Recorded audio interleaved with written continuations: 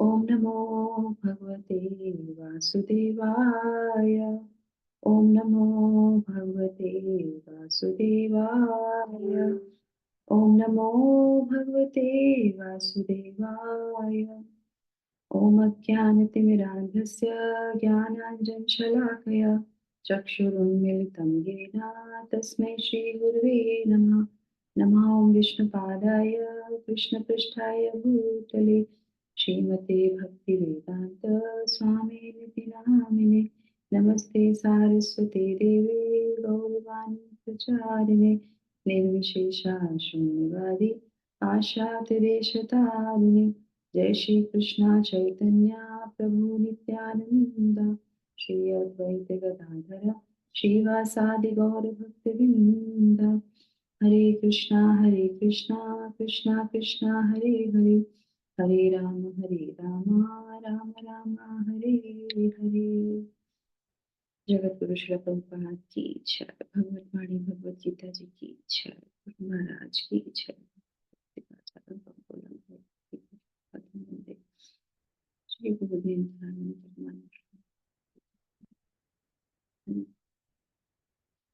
हरे कृष्णा। सभी लोगों को बहुत बहुत अभिनंदन, बहुत बहुत स्वागत और बहुत बहुत धन्यवाद सत्र में जुड़ने के लिए और एक साथ मिलके जपा करने के लिए। भगवत गीता भी हम लोग जो है पढ़ेंगे मिलके सब लोग। तो आज हम लोग भगवत गीता के पहले दूसरे तीसरा जो श्लोक है, क्योंकि वो एक साथ है और उसमें कई सारे गुणों का वर्णन है, तो हम उन्हीं को ले रहे हैं। तो उसी के श्रृंखला में हम आगे बढ़ेंगे और फिर से पुनरावृत्ति करेंगे उन्हीं श्लोकों की फिर से एक बार, क्योंकि उन्हीं का गुणगान चल रहा है ना। तो जो माता जी ने कल वॉलंटियर किया था, आज कोई दूसरी माता जी पढ़ सकते हैं श्लोकों को, ठीक है।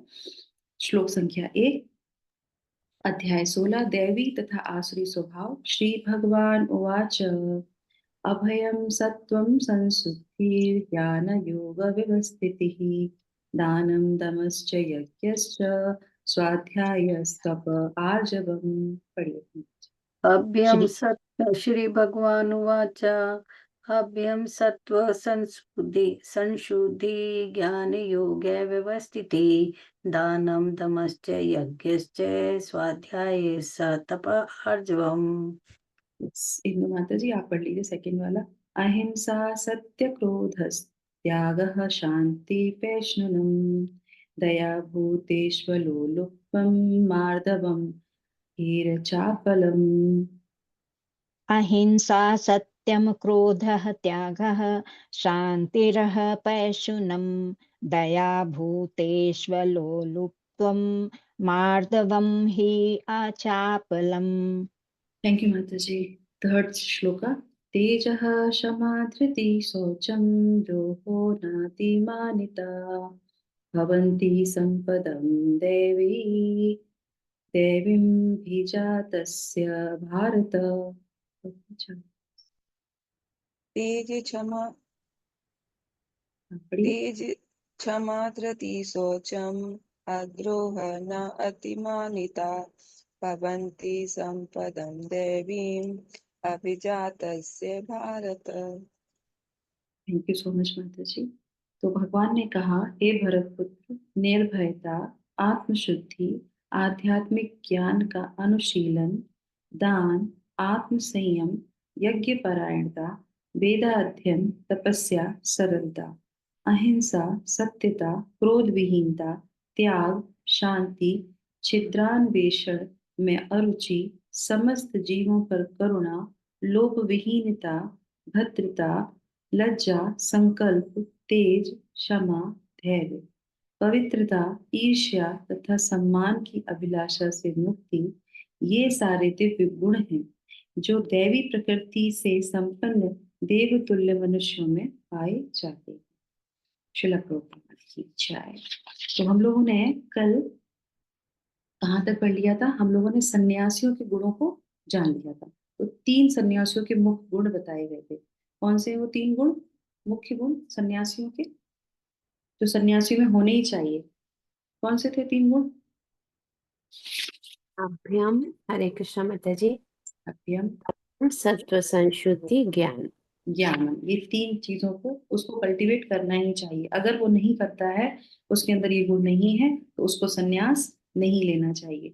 और यहाँ पे एक प्रश्न ये भी आ जाता है कि वो सिर्फ सन्यासियों के लिए नहीं है, क्योंकि हम जिस अवस्था में हैं, तो अभी हम देखिए आगे पढ़ेंगे, है ना, हम लोग गृहस्थ में हैं सब लोग, है ना, यहाँ पे हम लोग सब लोग जो पढ़ रहे हैं यहाँ पे, ये क्या है, ये आश्रम है, सन्यास आश्रम, ब्रह्मचर्य आश्रम, गृहस्थ आश्रम, है ना।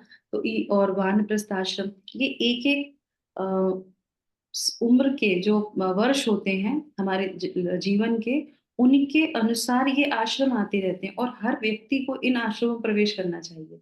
तो सबसे पहले ब्रह्मचर्य आश्रम जो होता है ना, जो 25 साल तक की उम्र के लिए होता है, उसके बाद फिर गृहस्थ आश्रम आता है, उसके बाद फिर वानप्रस्थ आश्रम, 25 25 25 ऐसे करके डिवाइड किए जाते हैं ना।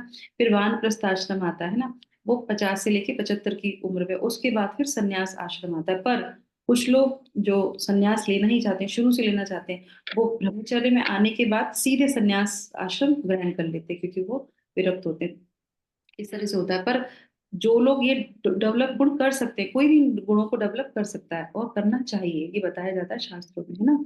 तो ये ऐसा नहीं सिर्फ सन्यासियों के लिए, ये गृहस्थ के लिए भी उतने ही जरूरी बताए जाते हैं, है ना। तो अभी हम लोग जो है शुरू करते हैं। तो अभी हम लोग शुरू करते हैं। गुण जो है वो है, स्वाध्याय तक का हो गया था, दम तक का हो गया था, नहीं नहीं दम तक का नहीं हो गया था, माता जी हमने हाँ, शुरू करना, अगला गुण दान है। दान से शुरू हाँ, करते हैं ना, तो चौथे गुण से हम लोग शुरू करेंगे, और वो है गृहस्थों के लिए। तो यहाँ से 3 गुणों के बारे में बताया जाएगा गृहस्थों के लिए। तो यस, माता जी करना चाहेंगे वॉलंटियर। हरे कृष्णा माता जी, प्रभुपाद की जय, गुरु महाराज की जय, आपकी जय। हरे कृष्णा। अगला गुण दान है। दान ग्रस्तों के लिए है। ग्रस्तों को चाहिए कि वे निष्कपट से जीवनापन करना सीखे और कमाई का 50% विश्व भर के कृष्ण भावना अमृत के प्रचार में खर्च करे। इस प्रकार से गृहस्थ को चाहिए कि ऐसे कार्य में लगे संस्थान समितियों को दान दे। दान योग्य पात्र को दिया जाना चाहिए, जैसे आगे वर्णन किया जाएगा। दान भी कई तरह का होता है, यथा सतोगुण, रजोगुण तथा तमोगुण को दिया गया दान। सतोगुण को दिए जाने वाले दान की संस्तुति शास्त्रों ने की है, लेकिन रजो तथा तमो के दिए गए दान की संस्तुति नहीं है, क्योंकि ये दान का अपव्यय मात्र है। संसार भर में कृष्ण भावना अमृत के प्रसार हेतु ही दान दिया जाना चाहिए। ऐसा दान सतोगुणी होता है। हरे कृष्ण। थैंक यू माता जी, हरे कृष्ण। तो यहाँ पे हम इसको पढ़ेंगे, आप लोगों ने भी पढ़ा। इससे पहले एक प्रश्न आता है कि जैसे संन्यास आश्रम था, तो उसको किसके रूप में बताया गया था। संन्यास आश्रम जो है, सन्यासी जो होते हैं, वो वर्ग कौन से वर्ग में आते हैं, किसको रिप्रेजेंट किया जाता है पूरे समाज में। ब्राह्मणों को। ब्राह्मण को करते हैं, यस, बुद्धिमान होते हैं वो, है ना। और क्या बोला जाता है उनको, गुरु, सही है ना, गुरु रिप्रेजेंट करते हैं कि वो गुरु हैं पूरे समाज के लिए। उसके बाद सीधे उन्होंने गृहस्थ क्यों ले लिया, इसलिए क्योंकि गृहस्थ गृहस्थ आश्रम अपने आप में बहुत उच्चतम आश्रम है। अगर आप आश्रमों की बात करें, तो संन्यास आश्रम सबसे ऊपर है, क्योंकि वो गुरु का कार्य करता है। उसके बाद गृहस्थ आश्रम, क्यों, क्योंकि गृहस्थ आश्रम में बाकी सारे आश्रम आ जाते हैं। अगर गृहस्थ आश्रम ना हो तो और आश्रम कैसे आएंगे, सही है ना। कोई भी व्यक्ति अगर सन्यासी बनता है, हरे कृष्णा, ब्रह्मचर्य लेता है या कुछ भी आता है, आएगा तो गृहस्थ से ही ना। अगर गृहस्थ ना हो तो कैसे कैसे बच्चे आएंगे, कैसे वो आगे बढ़ेगा, करेक्ट। तो इस तरीके से गृहस्थ आश्रम बहुत इंपॉर्टेंट है। उसमें भी आप देखेंगे दान के लिए बोला गया है। गृहस्थ आश्रम में सबसे पहला क्या है, दान करना। तो ये बहुत ही इंपॉर्टेंट है हम सबके लिए। और श्रील प्रभुपाद यहाँ पे क्या बता रहे हैं कि कमाई के 50% विश्व भर कृष्ण भावनामृत के लिए प्रचार के लिए खर्च कर देना चाहिए। तो इसका क्या कहना है, तो श्रीमद् भागवतम में भी इसके बारे में आता है, हम लोगों ने पहले पढ़ा है इसके बारे में, और आगे भी श्लोकों में पढ़ेंगे हम 17वें अध्याय में, और डिटेल में इसमें बारे में आएगा। 3 गुणों में कैसे दान किया जाता है उसके बारे में हम लोग 17वें अध्याय में पढ़ेंगे। तो अब इसमें क्या है कि जो हमारी कमाई है उसका 50%, नहीं, ऐसा नहीं बोला जा रहा है यहाँ पे। ये बोला जा रहा है कि जो दान होता है, जैसे मान लीजिए आप 40% आपको कमाई आती है ना, तो 50% कितना हो गया कि 20% हमने दे दिया। नहीं, ऐसा नहीं है। उसमें से आपके जीवन यापन के लिए जितनी जरूरत है वो रख लो। उसके बाद आप अपने लिए 25% जमा करके रख लो। जैसे रोज आपका जो खर्चा होता है महीने का, वो हो गया, जो भी आपका है वो निकाल लीजिए। उसके बाद कुछ परसेंट हमें रखना चाहिए जो हमारे आगे के जीवन के लिए काम आना चाहिए, है ना। जैसे कभी हारी बीमारी है, कहीं यात्रा पे जा रहे हैं, या कभी किसी चीज की आवश्यकता पड़ गई तो किसी के साथ आगे हाथ ना फैलाना पड़े, तो वो हमें अपना सिक्योर करके रख लेना चाहिए। और उसके बाद जो बचता है उसका हमको भगवान को दे देना चाहिए 50%। तो हो गया ना इस तरीके से। तो इस तरीके से बता रहा है, जोड़ने की टेंडेंसी नहीं होनी चाहिए, उतना कर लो, बच्चों का हो जाए, सबका हो जाए, और उसके बाद अगर जो बचता है उसमें से हमको भगवान को दान अवश्य देना चाहिए। तो ये बहुत इंपॉर्टेंट है यहाँ पे। और उसके बाद क्या बता रहे हैं यहाँ पे, सेकंड 50%, तो ये हो गया क्लियर कि ये ऐसे इसमें बोला जा रहा है। उसके बाद क्या बता रहे हैं यहाँ पे कि दान जो है किसी को भी दिया जाता है ना, तो उसमें हर किसी को जो है नहीं दिया जाना चाहिए, ऐसे शास्त्रों में बताया जाता है। पर ये जो दान की जो टेंडेंसी होती है, जो गुण होता है दान का, ये इतना अच्छा है। और ये जो प्रक्रिया है, ये जो हम लोग जो कार्य करते हैं, अगर इसको सही भाव से किया जाए, है ना। देखिए कोई भी चीजें होती है ना, दो तरीके से होती है, चाहे भक्ति में हो चाहे वैसे में हो। अगर आप कोई भी चीज जो है क्रिया के रूप में करेंगे तो उसका फल आएगा ही आएगा। समझ रहे हैं ना। किसी को भी अगर आप कुपात्र को भी देते हैं पर आप क्रिया के अनुसार दे रहे हैं तो उसका आपको फल मिल जाएगा, क्योंकि आपने दिया और आपने उस टेंडेंसी से दिया कि मैंने दान दे रहा हूं मैं, है ना। और उसके बाद फिर क्या, ये तो ऐसा है, चलो इसको दे देते हैं, चलो यहाँ से तो उसका कर्म आपको तुरंत आ जाएगा। पर अगर आप दान की भावना से दे रहे हैं, किसी को भला करने के लिए दे रहे हैं, तो क्या होगा, अगर वो सुपात्र नहीं भी है ना, तो भी उसका कर्म आपको नहीं लगेगा। समझ रहे हैं ना, क्योंकि आपने दान की भावना से दिया, आपने किसी का उद्धार करने के लिए दिया। इसको बोलते हैं हृदय की जो है कोमलता। अगर कोमल हृदय है, वो ही दान, सही दान दे सकता है, वो ही जो है सतोगुण में दान दे सकता है। अगर कठोर हृदय वाला व्यक्ति होगा, अभिमान उसके अंदर आएगा, वो तमोगुण में देगा, वो रजोगुण में देगा। तो ये बात बहुत इंपॉर्टेंट है। जब हम दान देते हैं तो हमें ये बहुत ध्यान रखनी चाहिए इन सब चीजों को, कि हम किस भावना से उसको दान दे रहे हैं। और कर्म के हिसाब से देंगे तो 100% कर्म का रिजल्ट आता ही आता है। इसीलिए सेफ साइड शिला प्रभुपाद क्या बोलते हैं, कृष्ण भावना भावित में लगा दो, है ना।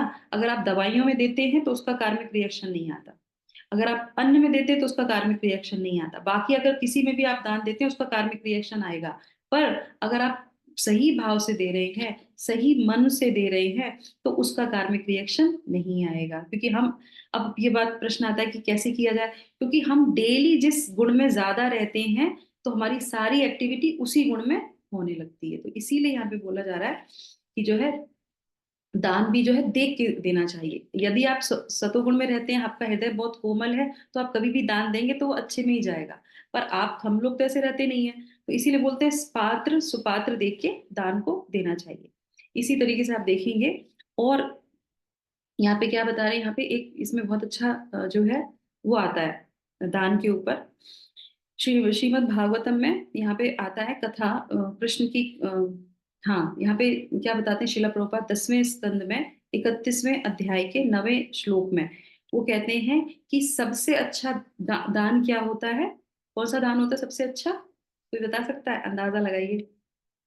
अभी हमने अन्न दान सुन विद्या लिया, विद्या दान और विद्या। दान। यस, सबसे महान दान क्या बताता है, जो कृष्ण क्या दान किसी को दे देता है, कृष्ण के नाम का दान किसी को दे देता है ना, हरि नाम किसी को देता है, उसका कोई भी कार्मिक रिएक्शन नहीं आएगा, उसका आपको अच्छा ही अच्छा आएगा। तो जो है ये बहुत सेफ साइड है। पर फिर भी गृहस्थ है, और गृहस्थों में क्या बोला जाता है कि जैसे आप कुकिंग करते हैं तो कुकिंग करने से भगवान के लिए कुकिंग की, और उसके बाद क्या है, बुलाओ, किसी को बुलाओ अपने घर पे, और जो है उसको भोजन कराओ, है ना। तो इस तरह, और आजकल आप देखेंगे हमारे घर में इतनी सारी चीजें होंगी, इतनी क्रॉकरी होगी घर में, तमाम दुनिया भर का सामान, और खाने वाला कोई नहीं। ये है, पहले के में कुछ नहीं होते थे, दो पात्र होते थे, सिंपल लाइफ, और बुलाते थे और लोग उनके घर आते थे और खाते थे। उनके यहाँ क्रॉकरी नहीं होगी। मैंने अपने खुद अपने ससुराल में देखा, कोई क्रॉकरी हमारे यहाँ नहीं होती थी, बहुत हाई फाई सिंपल बर्तन होते थे, पर रोज कोई ना कोई, मतलब डेली कम से कम नहीं तो 5 से 10 व्यक्ति प्रसादम लेते थे। तो वो होता है कि गृहस्थ में देना ही देना चाहिए। और ये इतना अच्छा दान वाला, ये जो ये है दान देने वाला, आप ध्यान देखेंगे, अगर कोई व्यक्ति मन से किसी को भोजन कराता है या किसी को दान देता है, भगवान उसको कभी भी नीचा नहीं दिखाएंगे। जब उसको धन की आवश्यकता पड़ेगी, उसने अपने लिए नहीं बचाया, तो उसको कभी भी धन का अभाव नहीं होगा। जब उसको जरूरत होगी धन की, तो भगवान उसकी व्यवस्था कर देते हैं। ये बात बिल्कुल गारंटेड है, भगवान उसकी व्यवस्था हर हालत में करेंगे, क्योंकि वो भगवान के लिए कर रहा है, उस भाव से कर रहा है। अगर कोई अभिमान में करेगा तो वो अलग चीज है, उसका कार्मिक रिएक्शन भी मिलेगा, और उसका जो है जो इन्वेस्टमेंट है वो नहीं मिलने वाला। इसी तरीके से आप देखेंगे, कोई भी सेवा करते हैं, दान का मतलब ये नहीं है कि हमने पैसा का दान दिया। दान का मतलब होता है अपने शरीर के द्वारा। तो अब 7वें अध्याय में हम लोग पढ़ेंगे, है ना, 3 तरीके से दान दिया जाता है। मन का भी दान होता है, शरीर से भी दान होता है, वाणी से भी, हर तरीके से दान होता है। कोई भी चीज लो, ये तीनों से होता है, शरीर से, मन से, वाणी से। तो अगर आप ऐसे करते हैं ना, तो आप देखेंगे उसका इतना 2 गुना ज्यादा, 2 गुना क्यों, 1000 गुना मिलता है। कोई भी चीज इन्वेस्टमेंट करते हैं आप, जैसे आपने किसी को भी दे दिया कुछ भी, अगर दान में आपने बहुत प्रेम से किसी को दिया है, तो वो लेगा, और उसके साथ साथ वो आपको ज्यादा देगा। हम सोचते हैं कि हम बड़े हैं, हमने दे दिया, नहीं, जो लेने वाला है वो ज्यादा बड़ा है। मैं आप इसी सत्र में, हमारे सुबह के जो सत्र में है, एक दो जो है भक्त ऐसे हैं, वो मुझे हर महीने जो है दान भेजते हैं। और मैं ये सोचती हूँ कि ये दान कैसे मैं जो है इन्वेस्ट करूं, क्योंकि हम अगर किसी का 10 रुपए भी अगर ले लेते हैं ना, तो हमें दोबारा से इस जगत में आना पड़ेगा उसका 10 रुपए देने के लिए, तो वो तो हमें क्लियर बात है, तो वो हम नहीं लग सकते। और हम अगर किसी का लेते हैं, तो कहीं ना कहीं उसके कर्म भी हम लेते हैं, है ना। किसी भी चीज को अगर हम ग्रहण करते हैं, चाहे वो अन्न हो या किसी का पैसा हो, उसके कार्मिक रिएक्शन भी आते हैं। पर इसीलिए कहते हैं, ये जो गुरु होते हैं, जो संत होते हैं, जो हमारा ये कृष्ण भावनामत संघ है, मंदिर है, इसमें अगर हम दान देते हैं, ये सबको डाइजेस्ट कर सकते हैं, ये सबका उद्धार कर सकते हैं। भगवान जो है काले को भी ले सकते हैं, गोरे को भी ले सकते हैं, पर हम नहीं ले सकते, इसलिए भगवान की सेवा में। और जो जिस तरीके से दान देगा, आप ध्यान दीजिएगा, उसका दान वैसी ही जगह लग जाएगा। कभी कभी आपने देखा ना, कुछ पैसा वेस्ट चला जाता है, ऐसे इधर चला गया, तो वो कहीं ना कहीं हमने उसका उपयोग नहीं किया था, इसलिए वो वेस्ट चला गया, हमारा हमसे चला गया। पर अगर आप सही जगह से, कमाई भी आ रही है और आप कर रहे हैं और दान दे रहे हैं, तो बिल्कुल सही जगह आपका लगेगा, और उसका 1000 गुना बढ़ के आपको आएगा ही आएगा। तो इस तरह से ये बताते हैं ना। अब इसके बाद आ जाते हैं यहाँ पे लास्ट में, उसके बाद दूसरा आ जाता है यहाँ पे, कौन सा है, दमहा, है ना। तो ये हो गया दान का हमारा, और उसके बाद क्या है, दमा। तो श्रीमद् भागवतम में जो मैं बता रही थी, उसमें यही बताते हैं कि जो कृष्ण का संदेश देते हैं, दान देते हैं, वो सबसे बड़े दानी हैं। ठीक है, यहाँ पे ये बात हो रही है। और उसके बाद फिर जो है, एक बार शिल भक्ति सिद्धांत सरस्वती ठाकुर, वो जो है एक बार अपने सन्यासी भक्तों के संग जा रहे थे, और जा रहे थे तो उनके जो भक्त थे, डिसाइपल थे, सन्यासी, वो उनके हाथ में कुछ खुले हुए सिक्के थे, और वो जा रहे थे, और वो जा रहे थे तो वहां पे कुछ भिखारी जैसे लोग थे, तो वो मांगते तो हैं, तो दे रहे थे। तो उन्होंने उनको नहीं दिया कि ये कुपात्र है, इसको हम नहीं देंगे, और आगे बढ़ने लगे। ऐसे जब जा रहे तो भक्ति सिद्धांत सरस्वती ठाकुर जो थे, वो रुके और पीछे मुड़े, और बोले कि तुम्हारे पास जो सिक्के हैं ना, अगर तुम इन लोग को दे दोगे ना, तो तुमको नरक में नहीं जाना पड़ेगा, इसलिए कृपा करके आप ये सिक्के इन लोगों को दे दीजिए। उन्होंने तुरंत बोला। तो बोले महाराज आपने ऐसे, बोले कि तुम जो इतनी साधना करते हो, इतना सब कुछ करते हो, अगर तुम सिक्के दे दोगे तो तुम नरक में जाओगे क्या? नहीं ना। तुम इनको दे दो, इनका भला भला हो जाएगा। और जो ये नहीं देने की टेंडेंसी होती है ना, नहीं नहीं, नहीं देना है, नहीं देना, नहीं देना, इससे तुम्हारा हृदय कठोर हो जाएगा। तो अपने हृदय को कठोर मत बनाओ, पत्थर मत बनाओ, अपने हृदय को जो है सॉफ्ट रखो। तो दान देने से एक चीज और हमारे अंदर आती है, क्या आती है, हृदय हमारा कोमल होता है, दूसरे के दुख को देख के हम दुखी हो जाते हैं, और हम उसके लिए कुछ करना चाहते हैं। तो इसीलिए दान देना भी बहुत अनिवार्य है। तो इस तरीके से आचार्यों ने हमारे उसमें बताया, शिला प्रभुपाद देख के दुखी होने लगते थे, क्यों, हृदय कोमल है उनका, और उन्होंने कितना दान दिया, पूरे जगत को उन्होंने हरि नाम दे दिया। इस तरीके से दमा, इंद्रियों को कंट्रोल करना। अब हम पढ़ लेते हैं एक पैराग्राफ, इंद्रियों को कंट्रोल करना, आत्म संयम। कृष्णा, जहाँ तक दम माने आत्म संयम का प्रश्न है। यह धार्मिक समाज के अन्य आश्रम के ही लिए नहीं है, अपितु गृहस्थ के लिए विशेष रूप से है।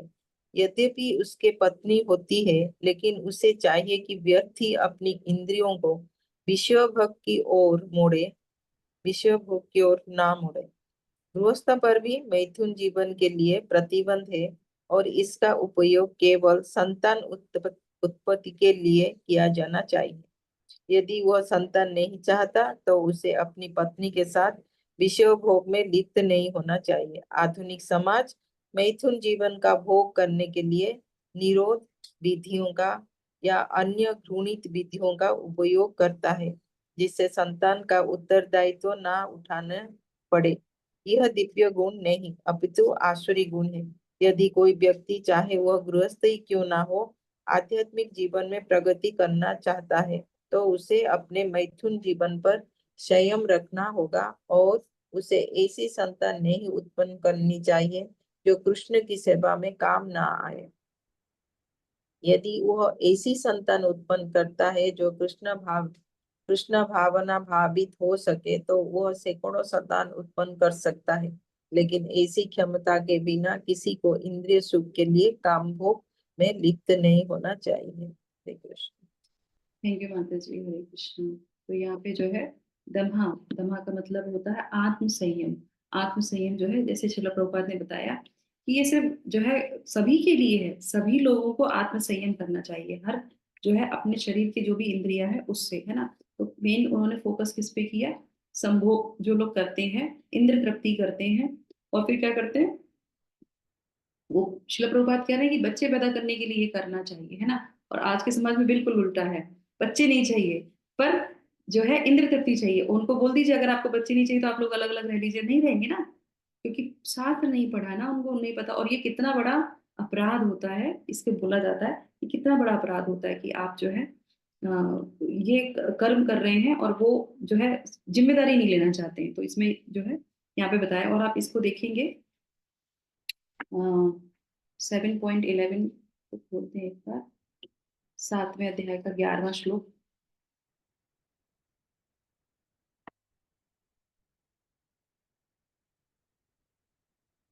खुली, किसी का खुल गया क्या? यस माता जी। पढ़िए जरा इसका ट्रांसलेशन। मैं बलवानों का कामनाओं तथा इच्छा से रहित बल हूँ। हे भरत श्रेष्ठ अर्जुन, मैं वह काम हूँ जो धर्म के विरुद्ध नहीं है। हरे कृष्ण। हरे हाँ, इसमें क्या बोल रहे हैं? मैं बलवानों का कामनाओं तथा इच्छा से रहित बल हूँ, और हे भरत श्रेष्ठ अर्जुन, मैं वह काम हूँ जो धर्म के विरुद्ध नहीं है। तो जो इंद्रियां कंट्रोल करता है, तो उनमें जो शक्ति होती है वो कौन है? वो स्वयं भगवान आते हैं। और जो मतलब इसमें कितना अच्छा कि जो बल है, जो शक्ति है, वो स्वयं भगवान ही होते हैं। तो अगर कोई अपनी इंद्रियों को कंट्रोल करता है तो भगवान की कृपा है उसके ऊपर, और वो जो शक्ति उसके अंदर आएगी, तभी आप देखेंगे जो ब्रह्मचर्य का पालन करते हैं, है ना, और वही फिर आगे जाके बल आ गया ना उनके अंदर, और वो क्या कहते हैं, हमें सन्यासी बनना है, हमें इसमें जाना ही नहीं है, क्योंकि उनको इंद्रिय तृप्ति की कोई भोग नहीं होता किसी भी तरीके से, विरक्ति में आ जाते हैं और तुरंत सन्यासी। तभी उनके अंदर क्या आता है?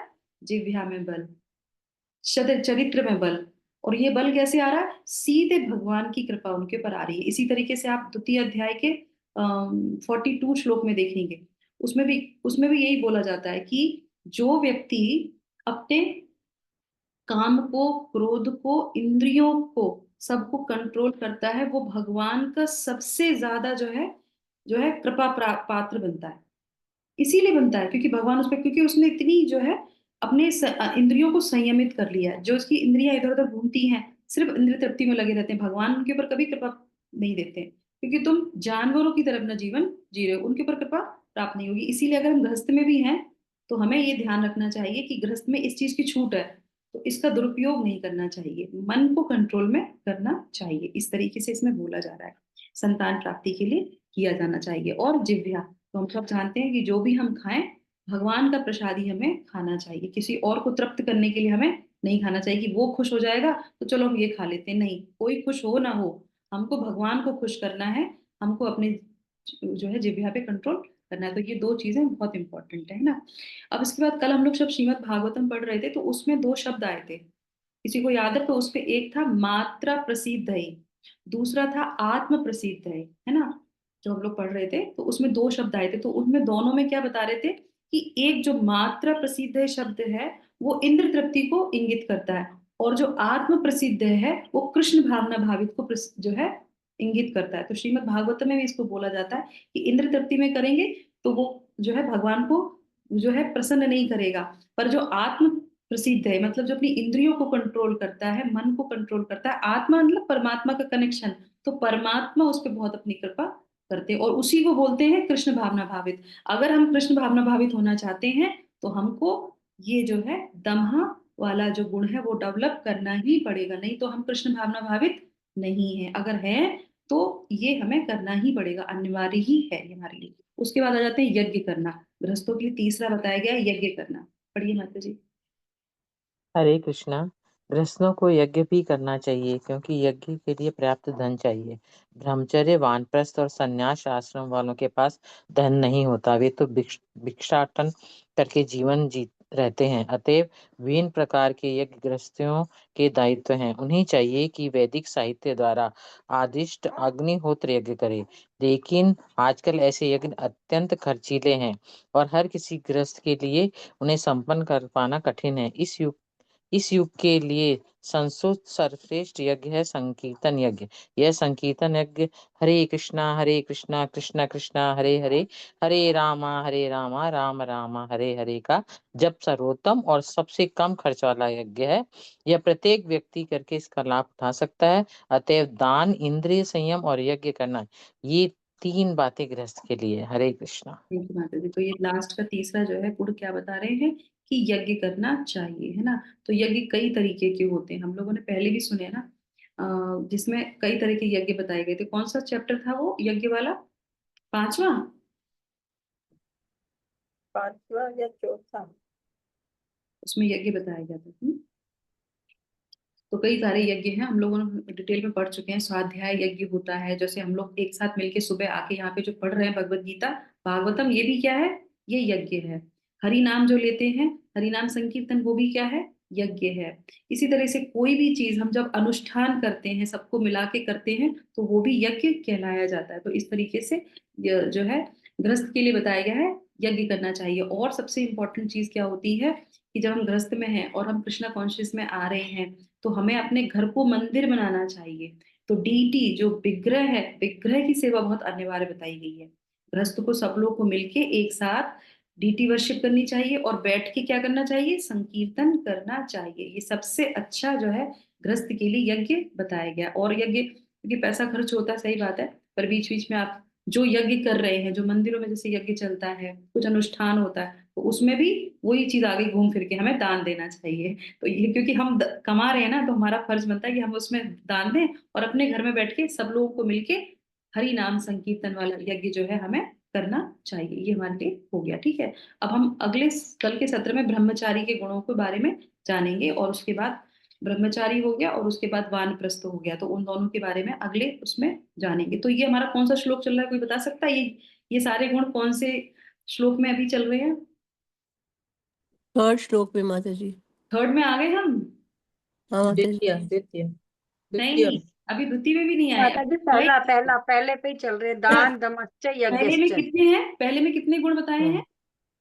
माता जी 9 गुण है शायद माता जी। 9 गुण। हाँ, यस, 9 गुण 9 है। गुण, और यस। अभी तक हम लोगों ने कितना कर लिया? आज हम लोगों ने 4, 5, 6 गुणों तक चर्चा करी है। 7, 8, 9, 3 गुण और। तो हर आश्रम में 3-3 गुण बताए हैं। 3 सन्यासी, 3 गृहस्था और 3 ब्रह्मचर्य। तो अभी हम लोगों ने आज गृहस्था तक का कवर किया है, कल हम ब्रह्मचर्य करेंगे, तब हमारा एक श्लोक कवर होगा, सोचिए आप। तो ये इस तरीके से अब हम आ जाते हैं यहाँ पे एक छोटा सा पॉइंट लेके, मैं आज के सत्र को यहाँ पे विराम करती हूँ। बहुत सुंदर है ये और हमारे लिए बहुत इंपॉर्टेंट है, क्योंकि ये जो हमारा चैप्टर है, ये कौन सा है? दैवी गुण और आसुरी गुणों के बारे में, है ना।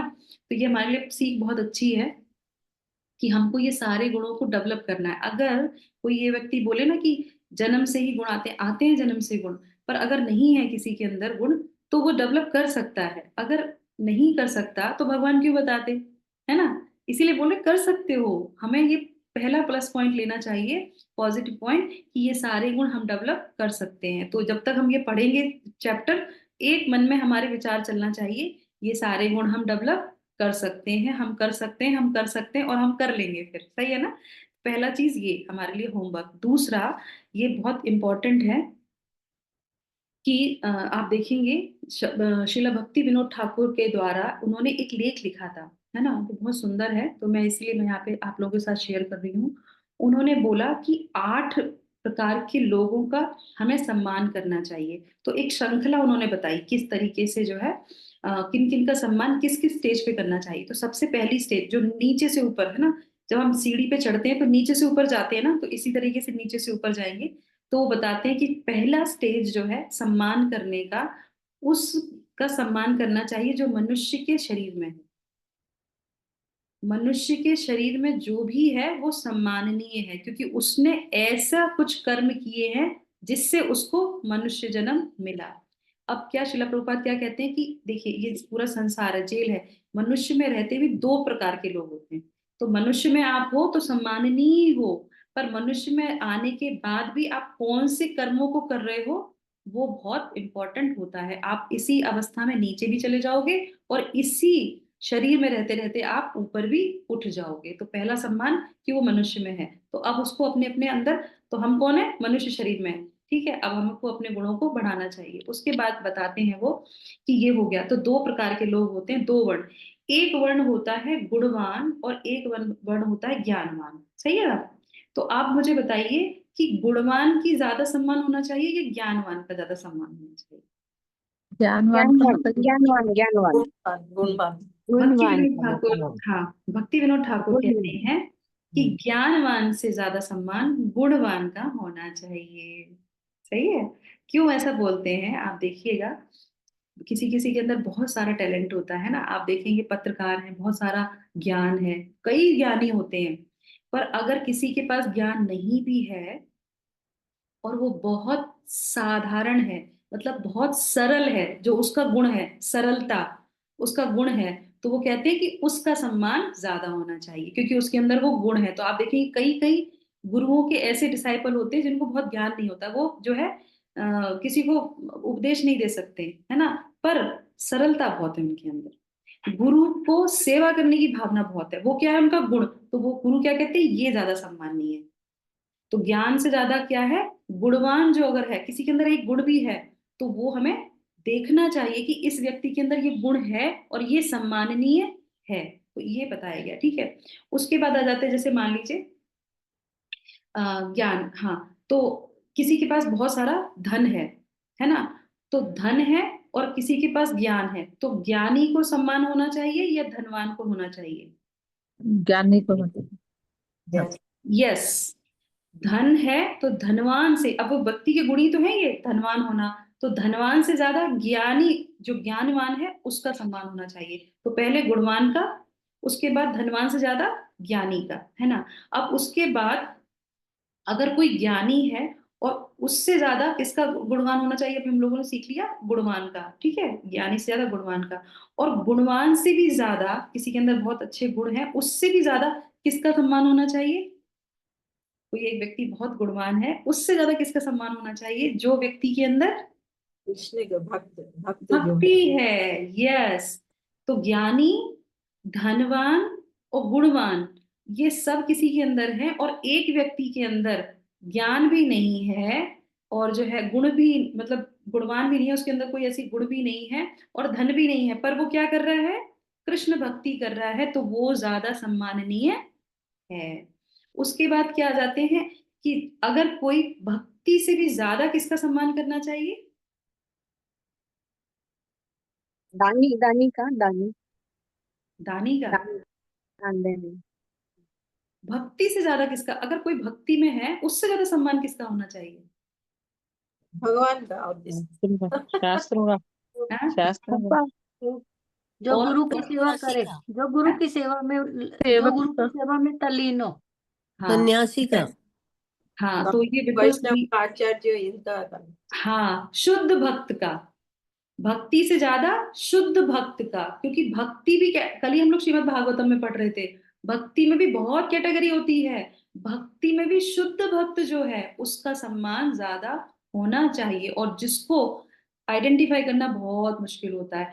भागवतम में बोलते हैं, भगवत गीता में बोलते हैं कि बाहर से उनकी क्रियाओं को देख के नहीं समझ सकते हो कि ये शुद्ध भक्त है या नहीं। उसे लगेगा ये तो समाज की चीजें कर रहा है, नहीं, अंदर से उसके भगवान के साथ कैसा कनेक्शन है, जो शुद्ध भक्त है उसका सम्मान होना चाहिए। जैसा भी आप लोगों ने बोला ना कि जो सन्यासी है या फिर जो गुरु की सेवा में लगा हुआ है, तो जो शुद्ध भक्ति की जो कैटेगरी होती है वो भगवान की शुद्ध भक्ति में बहुत लगा होगा या फिर गुरु की भक्ति में बहुत लगा होगा, हर समय गुरु का चिंतन करता रहेगा, वो शुद्ध भक्त का एक जो है गुण होता है। तो इस तरीके से हमने ये चरण देखे। तो ये सारे गुण करने हैं, ये सारे गुणों को अपने अपने डेवलप लाना है और सबका सम्मान करना है। ये गुण हमको अपने अंदर डेवलप करना है कि सबका सम्मान करो, सब हमसे बड़े हैं। तो इस तरीके से हम इन गुणों को अपने अंदर डेवलप करें। तो अभी हम लोगों ने सन्यासी, उसके बाद आश्रम, और उसके बाद फिर हमने गृहस्थ आश्रम, और अब हम लोग कल जो है प्रवेश करेंगे किसमें, ब्रह्मचर्य आश्रम में। और उनके जो 3 मुख्य गुण हैं उनको डेवलप जो है करेंगे और सीखेंगे, क्योंकि ये गुण सारे लोगों के लिए। इसी के साथ जो है सत्र को विराम करते हैं। आप लोगों का दिन शुभ हो, मंगलमय हो, इसी कामना के साथ हरे कृष्ण महामंत्र का 3 बार उच्चारण। भगवान सभी जीवों का उद्धार करें, सबको उनके चरणों में आश्रय प्रदान हो, सभी को भगवान की भगवत वाणी गीता जी है जो सबके हृदय में प्रवेश करे, सबका उद्धार करे, सबके हृदय कोमल करे और सब भगवान की सेवा में, गुरु की सेवा में रख सके। हरे कृष्णा कृष्णा कृष्णा हरे हरे, हरे हरे हरे रामा हरे राम रामा राम राम हरे हरे, हरे हरे हरे कृष्णा हरे कृष्णा कृष्णा हरे हरे, कृष्णा हरे हरे हरे राम हरे राम राम हरे हरे कृष्णा हरे कृष्णा कृष्णा हरे कृष्णा हरे हरे राम हरे राम हरे राम हरे राम राम हरे हरे। हरे हरे हरे कृष्ण। प्रभुपाद की जय, माता जी, भगवान हरे की कृष्ण। गीता जी की जय। हरि ओम तत्सत। श्रद्धा जी, तो सम्मान तो हुआ, फिर आप 6 बातें बोलने वाले थे ना, तो वो सब आ गई क्या? यस, सारी बातें आ गई। Hare Krishna. Thank you Hare ma'am. Krishna. Hare Hare Krishna.